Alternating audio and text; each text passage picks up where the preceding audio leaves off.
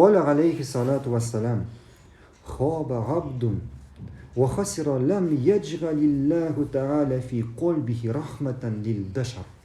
Peygamberimiz sallallahu aleyhi ve sellem aytdi. Ko'ngilinde kishilarga qarata marhamatlilik bo'lmagan kishi kimsitilashak ham ittirilashak. Kimsitilashak ham ittirilashak. Hatırlaysizmi siz bilan o'qidik hadislar. Alloh taolo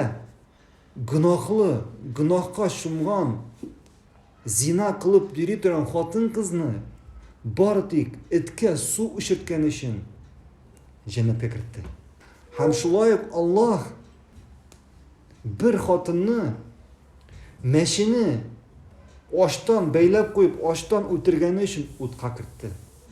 Bu kishilarning hayvonlarga qarata bo'lgan munosabati bunday, marhamatliligi. Ya'ni Alloh hatto hayvonlarga qarata zulm yasagan uchun kishini o'tqa kiritdi. Kishilar turganda, kishilarga kelganda, bigrakda kishilarga kelganda kishi marhamatli bo'ladi. Chunki agar uning ko'nglida marhamatlilik bo'lmasa, bu kishi kimsitilashak, o'ttirilashak.